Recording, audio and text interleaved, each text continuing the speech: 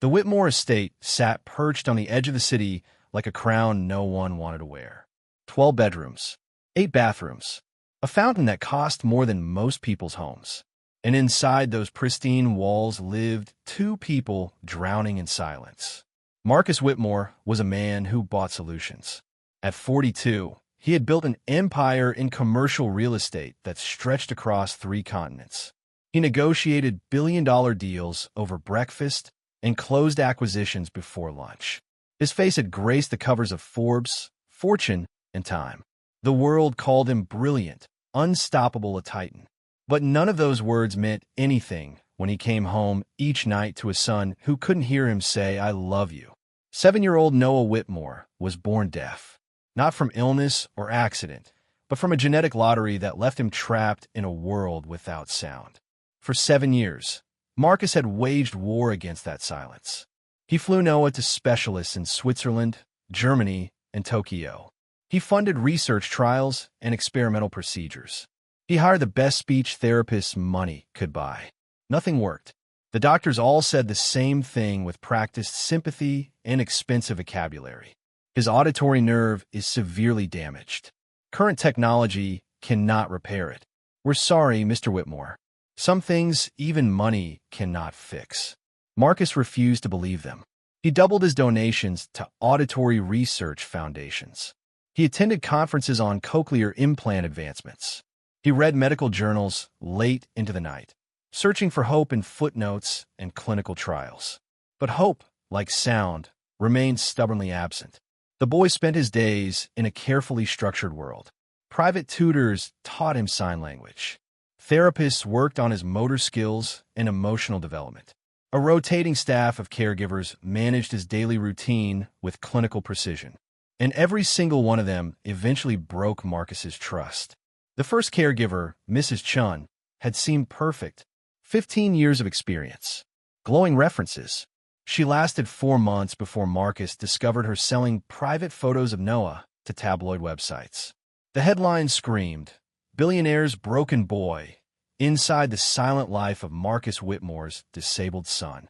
He fired her immediately and paid a fortune to scrub the internet clean. The second caregiver stole jewelry. The third leaked Noah's medical records to a competitor trying to damage Marcus's reputation during a hostile takeover bid. The fourth simply disappeared one morning, taking 3 months of advance pay with her. By the time the 11th caregiver left, caught attempting to forge Marcus's signature on a check, something inside him had calcified into permanent distrust. He installed cameras in every room except bathrooms and bedrooms. Motion sensors tracked movement throughout the house. The security system could be monitored remotely from his phone, tablet, or laptop. He reviewed footage every night, watching for theft, negligence, or betrayal. The mansion became less a home and more a high-security facility where love had been replaced by surveillance. Marcus told himself it was necessary, that he was protecting his son, that trust was a luxury he could no longer afford. But late at night, when the house settled into its oppressive quiet, he knew the truth. He wasn't protecting Noah from danger. He was protecting himself from more heartbreak. The morning Elena Torres arrived, the sky was the color of old bruises. Storm clouds gathered on the horizon, promising rain that wouldn't come until evening. She stood at the front gate with a single worn suitcase and a resume that made Marcus's assistant wince. "Sir, I have to be honest," Jennifer had said over the phone. "The agency sent over someone, but her experience is limited. No formal training. She's been working as a housekeeper and babysitter for the last 3 years. Before that, she was a waitress. I can tell them to send someone else." Marcus had been in his downtown office, staring at architectural plans for a new development. "What's her background checks say?" "Clean. Completely clean. No criminal record. No debt problems. No concerning associations. She's just ordinary, sir. Ordinary. After 11 extraordinary failures. Maybe ordinary was exactly what they needed." "Send her," he said. Now she stood in his study, hands folded in front of her, meeting his gaze with quiet steadiness. She was younger than he expected, probably late 20s, with dark hair pulled into a simple bun and brown eyes that seemed to see more than they should. "Miss Torres," Marcus began, his tone as cold and professional as a contract negotiation. "I assume the agency explained the situation." "Yes, sir. Your son is deaf. He requires specialized care and a structured routine." "He requires more than that." Marcus leaned back in his leather chair. "He requires absolute discretion. No photos, no social media posts, no conversations with friends or family about this household. You'll sign a non-disclosure agreement. Any violation results in immediate termination and legal action." Elena nodded. "I understand." "Do you?" Marcus's eyes hardened. "I've employed 11 caregivers before you. Every single one betrayed my trust. Theft, fraud, leaked information, abandonment. If you're here hoping to get close to my money or my son's story, leave now. I won't give you a second chance." A flicker of something, hurt, maybe, or disappointment, crossed her face, but her voice remained steady. "Mr. Whitmore, I'm not here for your money or your story. I'm here because a little boy needs someone to care for him. That's all." Marcus studied her, searching for the lie, the angle, the hidden agenda. He found nothing but exhaustion and something that looked unsettlingly like genuine compassion. "You'll work 6 days a week," he continued. "Sundays off. You'll have a room on the second floor. Meals provided. Your duties include Noah's daily care, basic housekeeping in his areas, and maintaining his schedule. You do not deviate from the schedule without my explicit permission. Clear?" "Yes, sir. The house is monitored by security cameras. I review the footage regularly. Don't do anything you wouldn't want me to see." For the first time, a hint of emotion colored her voice. "Then you'll see me doing my job, Mr. Whitmore. Nothing more, nothing less." He wanted to believe her. God, how he wanted to believe her. But belief was another luxury he'd lost somewhere between the third betrayal and the seventh. "Jennifer will show you to your room. You start tomorrow morning. 6 a.m. sharp." Elena stood, offering a slight nod. As she reached the door, Marcus spoke again. "Miss Torres." She turned back. "My son has been hurt enough. By doctors who couldn't help him. By caregivers who used him.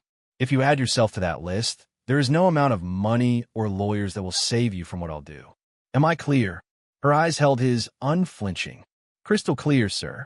But I should tell you something, too." Marcus raised an eyebrow. "I've been hurt, too. I know what it feels like when people see you as a problem to solve instead of a person to love. I won't do that to Noah. You have my word."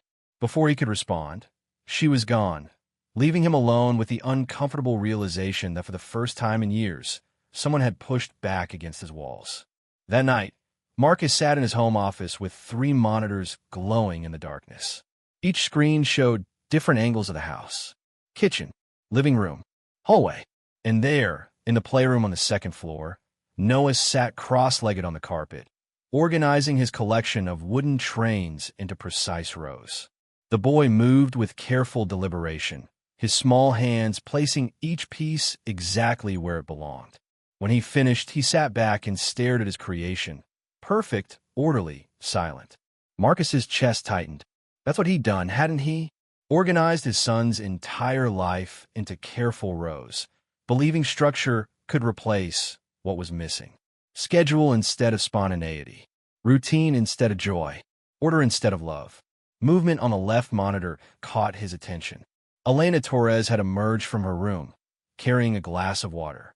She paused in the hallway, noticed the open door to the playroom, and stopped. Marcus leaned forward, watching. Elena set down her glass and approached the doorway slowly. She didn't enter, just stood there, observing Noah from a respectful distance. The boy didn't notice her. He was too absorbed in adjusting one of his trains, tilting his head as he studied the alignment. Then Elena did something that made Marcus's breath catch.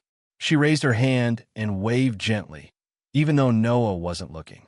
It was a small gesture, meaningless really, except that it was offered with no expectation of acknowledgement or return. Just a simple kindness extended into the void. And somehow, Noah sensed her presence. He turned, eyes widening slightly when he saw her standing there. For a long moment, they looked at each other. Then Elena smiled, warm, genuine, with no pity or sadness, and signed slowly. Hello. Nice trains. Marcus sat frozen. He recognized basic ASL. Most of the previous caregivers had learned a few signs, but there was something different about the way Elena moved her hands. Slower, more intentional, as if she actually cared whether Noah understood. The boy's lips parted slightly. He looked down at his trains, then back at Elena. Carefully, uncertainly, he signed back. Thank you. Elena's smile widened. She signed again. What's your favorite? Noah considered this seriously. Then he picked up a blue engine and held it up. Good choice, Elena signed. Blue is strong. Like the ocean. The boy tilted his head, processing. Then, and Marcus's heart nearly stopped, Noah smiled. Small, tentative, but real. It was the first genuine smile Marcus had seen on his son's face in months. Elena said goodnight with a simple wave and disappeared back down the hall, leaving Noah alone with his trains. But something had shifted. The boy didn't immediately return to organizing. Instead, he held the blue engine for a long moment, running his thumb over its smooth surface, his expression thoughtful. Marcus sat back in his chair, emotions warring in his chest. Relief that maybe, just maybe, this caregiver will be different. Fear that he was setting himself up for another devastating betrayal. And beneath it all, a shame so profound it made his throat tight. When was the last time he'd simply sat with Noah and asked about his favorite train? When had structure and protection replaced actual connection? He closed the monitors and walked upstairs to Noah's room. The door was still open, light spilling into the darkened hallway. His son sat in the same position, still holding the blue engine. Marcus knocked softly on the doorframe, a courtesy, even though Noah couldn't hear it. The boy looked up, and his smile faded into the neutral, guarded expression he always wore around his father. That hurt more than anything. Marcus entered slowly and sat on the floor beside him, something he couldn't remember doing in years. Noah watched him with wary curiosity. Can I see? Marcus signed, pointing to the trains. Noah hesitated, then handed him the blue engine. Marcus turned it over in his hands, pretending to examine it closely. This is a good one, he signed. Fast. Noah nodded eagerly. His hands moved quickly. Fastest. Goes everywhere. Where would it go if it could go anywhere?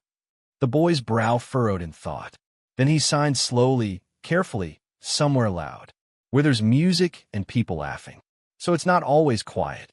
The words hit Marcus like a physical blow. His son didn't just live in silence. He was lonely in it. I'm sorry. Marcus signed, the words feeling pathetically inadequate. I'm sorry it's so quiet. Noah shrugged, his small shoulders lifting in resignation beyond his years. Then he took the train back and returned to his careful organization, dismissing his father as gently as a child could. Marcus stayed there on the floor for another 10 minutes, watching his son play, realizing with crushing clarity that he'd spent 7 years trying to fix Noah's ears when what the boy really needed was for someone to simply sit beside him in the silence and stay. When he finally stood to leave, Noah didn't look up, but as Marcus reached the door, he saw his son's hand move in a small, almost unconscious gesture. A wave, just like Elena's, offered to no one and everyone. A small kindness extended into the void. Marcus returned it, even though Noah wasn't watching. Then he walked to his bedroom, sat on the edge of his bed, and for the first time in 3 years, allowed himself to cry.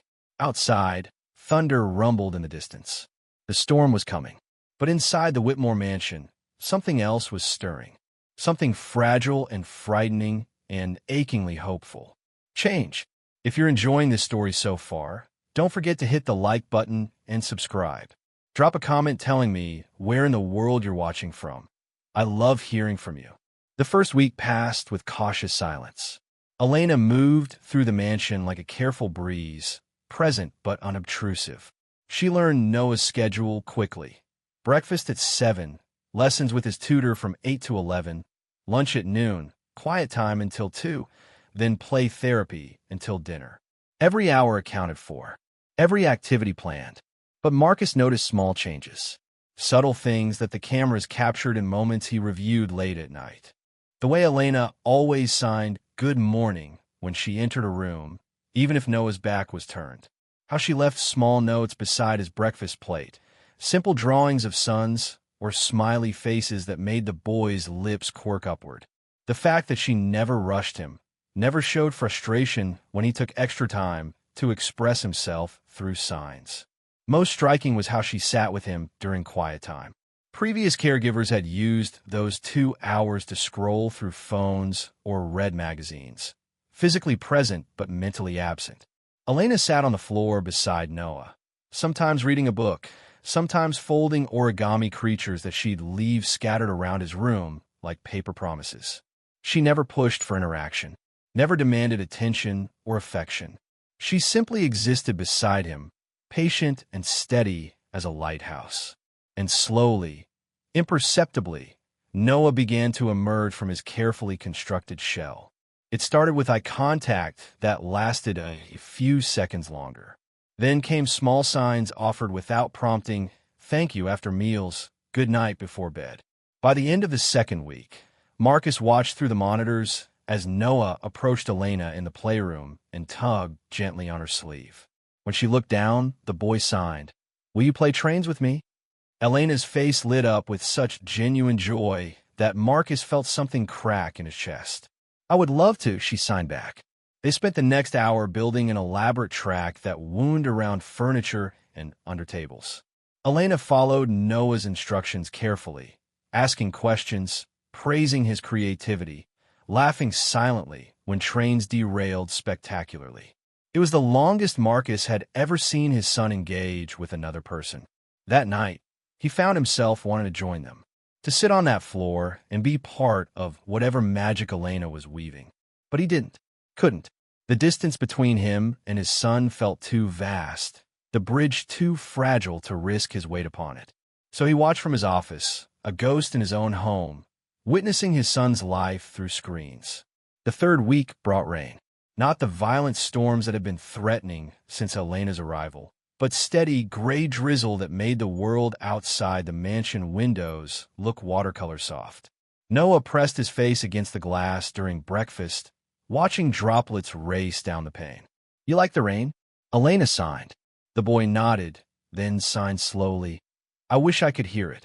My tutor said it makes sounds on the roof, like tiny drums."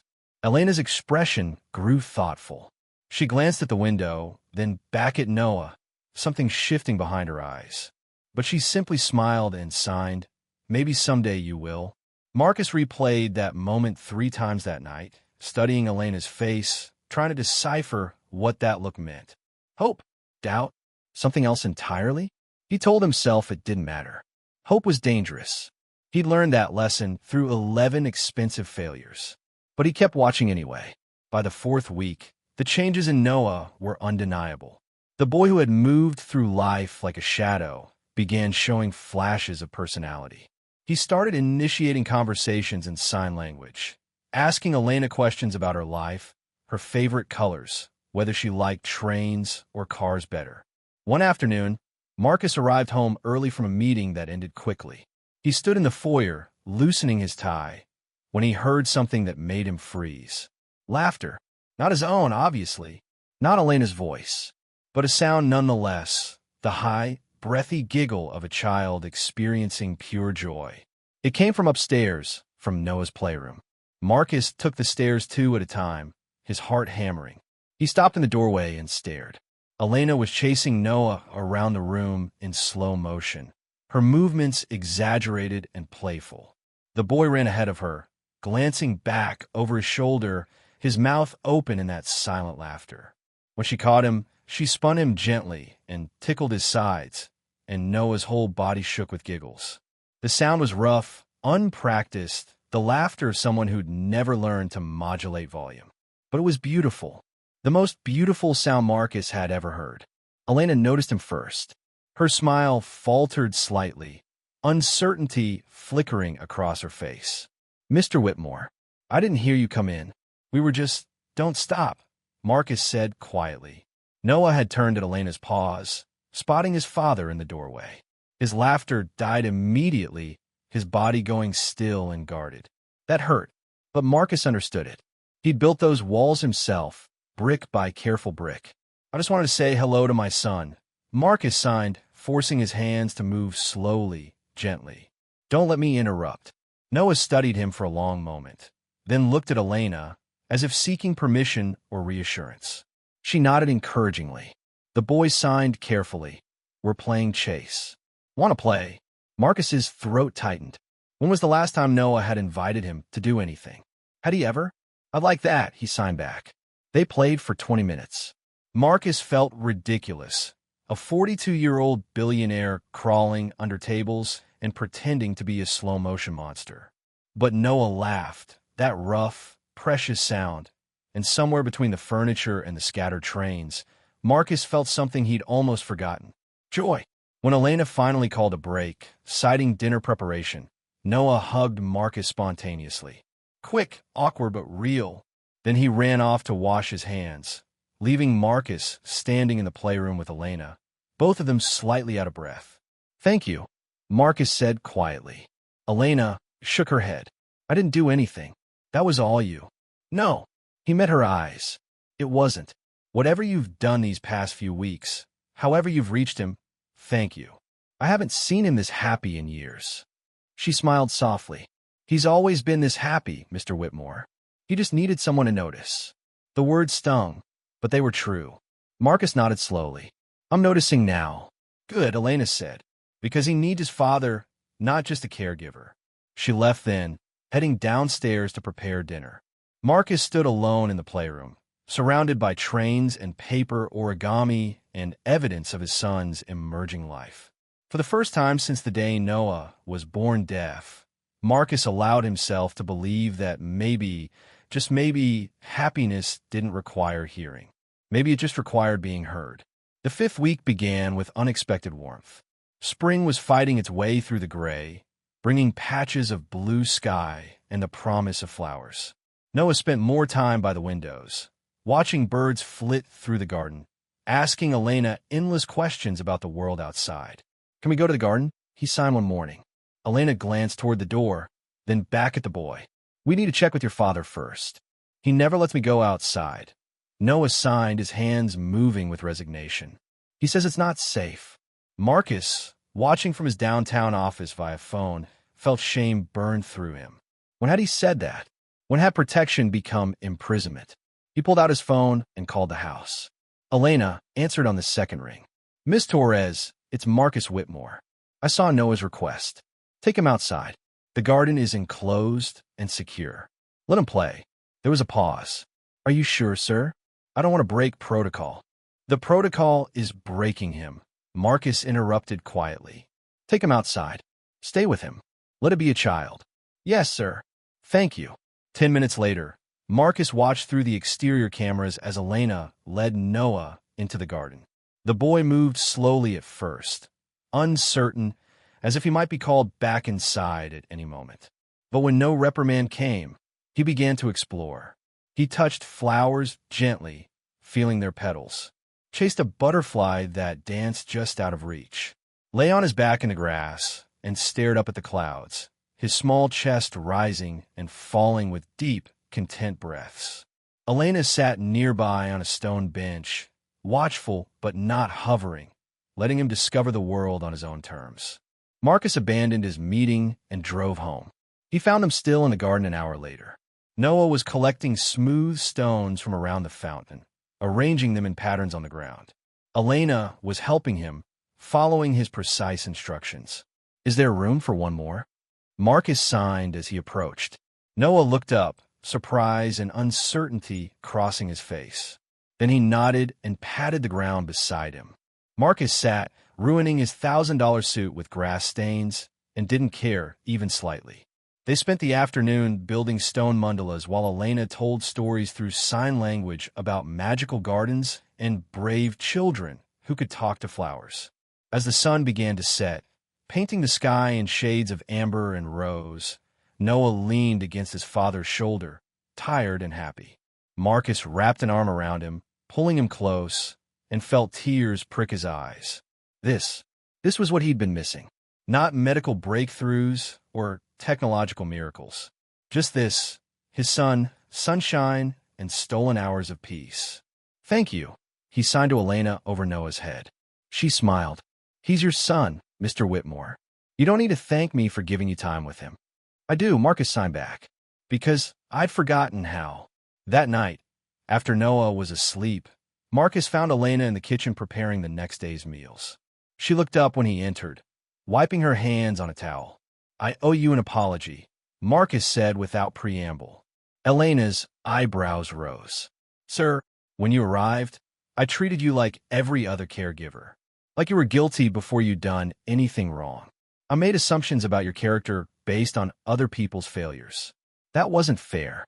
She studied him for a moment, then spoke carefully. You were protecting your son. I understand that. I was protecting myself, Marcus corrected quietly, from more disappointment, more heartbreak. But in doing that, I nearly destroyed the one thing I was trying to save, my relationship with Noah. Elena leaned against the counter, her expression thoughtful. Can I ask you something, Mr. Whitmore? Marcus, please. A slight smile. Marcus, why did all those other caregivers fail? Not what they did wrong, but why do you think they did it? He frowned, considering. Greed, opportunism, lack of character. Maybe, Elena said slowly, or maybe they failed because they were never given a chance to succeed. If you start from a place of distrust, if you're always watching and waiting for betrayal, people sense that. They feel like failures before they begin. And sometimes, they become what you expect them to be. The words hit him like cold water. Are you saying I created the problem? I'm saying, Elena replied gently, that trust is a two-way street. You can't ask someone to care for your son while simultaneously treating them like a criminal. Noah picked up on that distance, that coldness. He learned it from you. Marcus opened his mouth to argue, then closed it. She was right. God help him, she was completely right. So why didn't you fail? He asked quietly. Why are you different? Elena's smile turned sad. Because I know what it's like to lose someone you love when you're too young to understand why. My little brother died when I was 16. He had leukemia. For 3 years, I watched him fight and fade and finally lose. And the worst part wasn't the pain or the hospitals or even the grief. She paused, her eyes glistening. The worst part was how people stopped seeing him as a person. He became the sick kid, the terminal case, the tragedy. Even our parents, as much as they loved him, started treating him like he was already gone. They protected him from everything, school, friends, normal life, try to keep him safe. But all they did was make him lonely. Elena, Marcus said softly.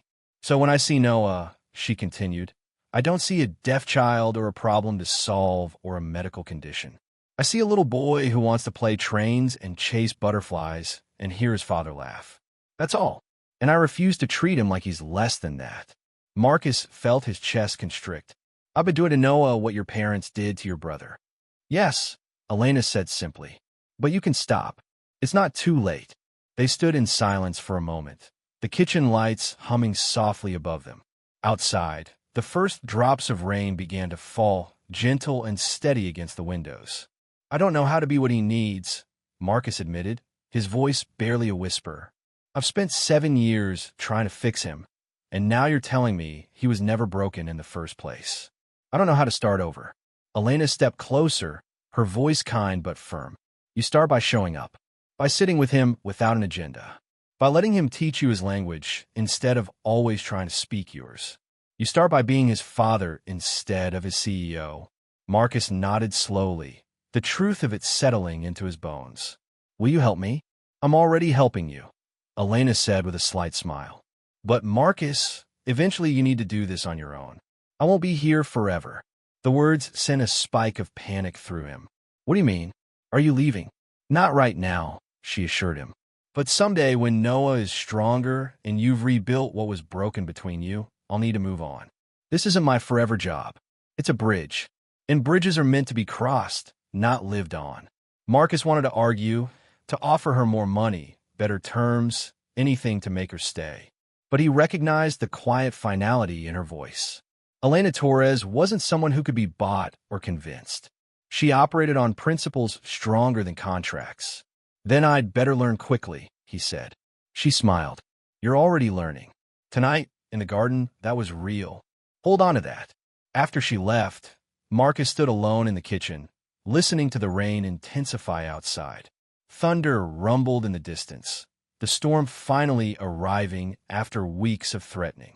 He thought about trust and bridges and the way his son had felt leaning against his shoulder in the fading sunlight. He thought about all the years he'd wasted building walls when he should have been building connections. And he made a decision. Tomorrow, he would cancel his morning meetings.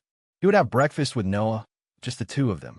He would ask about trains and butterflies and whatever else his son wanted to talk about. He would learn to be present instead of productive. He would learn to be a father. Outside, lightning split the sky, illuminating the garden in stark white relief. The storm had finally broken, and inside the Whitmore mansion, something else was breaking too. The walls around a billionaire's heart, crumbling one stone at a time, making room for the thing he'd spent millions trying to find. Love. If you're hooked on this story, make sure to subscribe and turn on notifications so you never miss an upload. Your support means everything and helps me bring you more emotional stories like this one. The storm arrived on a Tuesday afternoon with violence that surprised everyone. What began as gentle spring rain transformed within an hour into a thunderous deluge that turned the sky black and sent sheets of water cascading across the estate's windows. Marcus was supposed to be in Singapore. A crucial development deal required his signature, meetings that had been scheduled for months. But that morning, remembering his promise to himself, he'd sent his second-in-command instead. Family emergency, he'd told his bewildered assistant. The emergency was simply this. He wanted to have lunch with his son. He was driving up the long driveway when the rain intensified, his windshield wipers barely keeping pace. The mansion loomed ahead, its lights glowing warmly against the gray asphalt. As he parked and grabbed his briefcase, something caught his eye. Movement in the garden. Marcus squinted through the downpour. Two figures were out there, barely visible through the rain. One tall, one small. His stomach dropped. Elena and Noah. He abandoned his briefcase and ran, his expensive shoes slipping on wet stone. As he got closer, the scene clarified, and what he saw stopped him cold.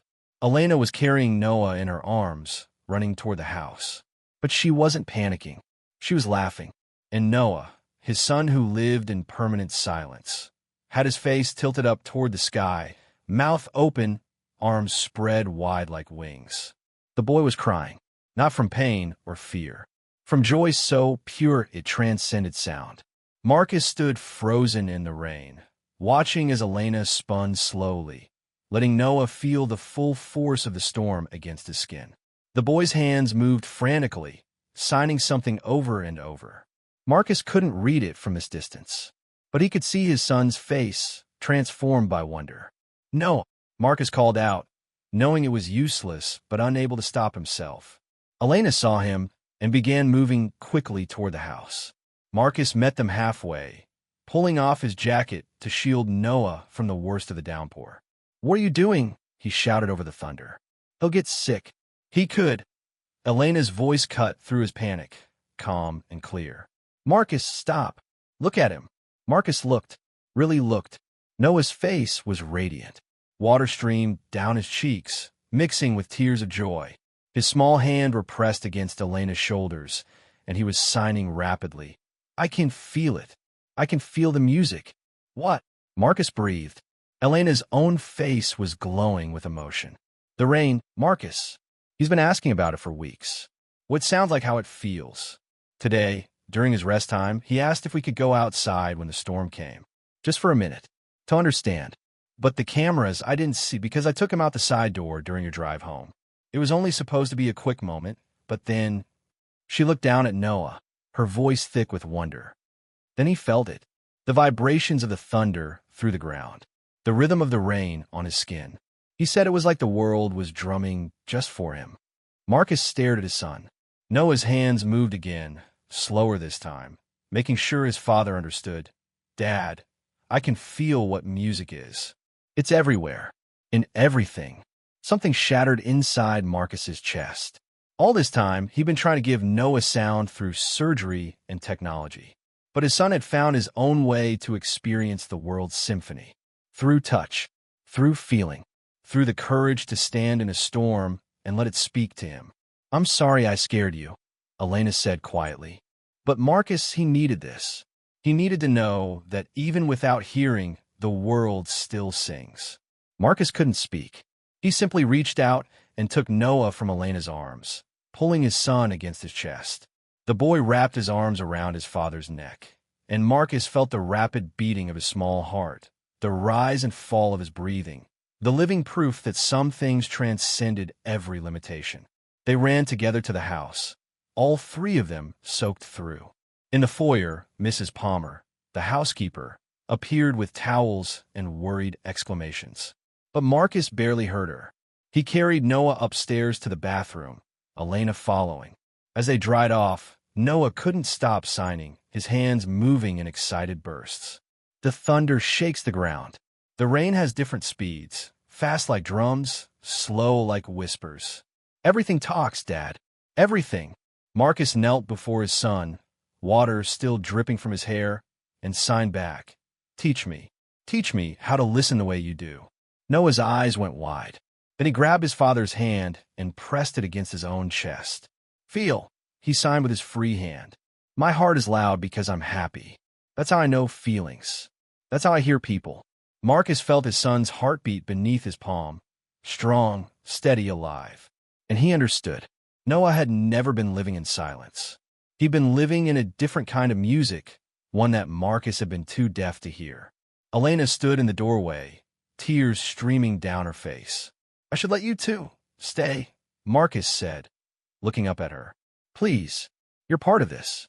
She hesitated, then entered fully, kneeling beside them.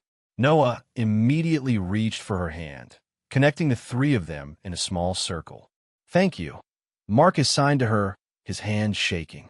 For seeing what I couldn't. For giving him this. Elena shook her head. I didn't give him anything. I just stopped taking things away. Fear, limitations, walls. Noah was always complete. We just needed to stop treating him like he wasn't. Noah tugged on Marcus's sleeve. When his father looked down, the boy signed carefully. Are you still afraid, Dad? The question pierced straight through. Marcus thought about the cameras, the contracts, the 11 failed caregivers, the years of trying to fix something that was never broken. Yes, he signed honestly. But I'm learning not to be. Good, Noah signed. Because Elena says brave isn't not being scared. Brave is being scared and staying anyway. Marcus looked at Elena, who smiled through her tears. He's a good student. He has a good teacher.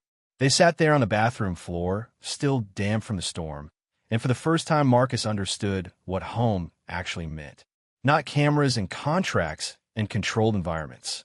But this, three people connected by trust, choosing courage over fear, letting the storms in because that's where the music lived. Later, after Noah was in dry clothes and settled with hot chocolate, Marcus found Elena in her room, packing her small suitcase. His heart stopped. What are you doing? She looked up, surprised to see him in the doorway. My contract was for 6 weeks. Tomorrow is the last day. No. The word came out more forcefully than he intended. I mean, you can't leave. No one needs you. I need you. Elena's expression softened. Marcus, remember what I told you? I'm a bridge, and you've crossed it. You and Noah don't need me anymore. You need each other, but he loves you. You've changed his entire life. I helped him remember who he already was. Elena corrected gently. But you're his father. You're the one who gets to walk with him through the rest of his story. I'm just grateful I got to be part of this chapter. Marcus felt panic rising. At least stay another month. 2 months. Name your price. This isn't about money, Elena interrupted firmly. It never was. I came here to help a little boy who needed someone to see him. I did that. Now it's your turn to keep seeing him every day without me as a buffer. That's how you'll both heal. She was right. He knew she was right, but it still felt like losing something precious. Will you at least say goodbye to him? Of course. Her smile was gentle. But Marcus, I'm not disappearing. I'll be in the city. You can call if you need advice. And maybe, someday, when Noah's older, you'll both visit and tell me how the story continued. That night, the three of them had dinner together one last time. Noah sat between them, describing the storm in elaborate signs, his hands painting pictures of thunder and rhythm and rain music that only he could feel. After Noah was asleep, Elena stood at the front door with her single suitcase. Marcus walked her out, the night air clean and fresh after the storm. "I don't know how to thank you," he said quietly. "Then don't. Just love him. Show up. Be brave. That's all the thanks I need." She hugged him briefly, then walked down the steps toward the waiting cab. Halfway there, she turned back. "Marcus? The cameras. Get rid of them." He blinked. "What?" "The security cameras. You don't need them anymore. Trust is the only security that matters." Then she was gone, taillights disappearing down the long driveway. Marcus stood alone on the steps, watching her leave. Then he pulled out his phone and made a call. "This is Marcus Whitmore. Tomorrow morning, I want every camera in my house removed. All of them. Yes, I'm sure. It's time to live without surveillance." He disconnected and looked up at the clearing sky. Stars were emerging between the clouds, bright and numerous. Somewhere in the house behind him, his son slept peacefully, dreaming perhaps of storms and music only he could feel. Marcus smiled. For the first time in 7 years, he wasn't afraid of the silence, because he'd finally learned the truth. Love was louder than any sound.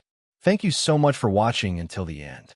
If you love this story, check out the other videos on your screen now. I think you'll really enjoy them. And don't forget to subscribe if you haven't already. See you in the next story.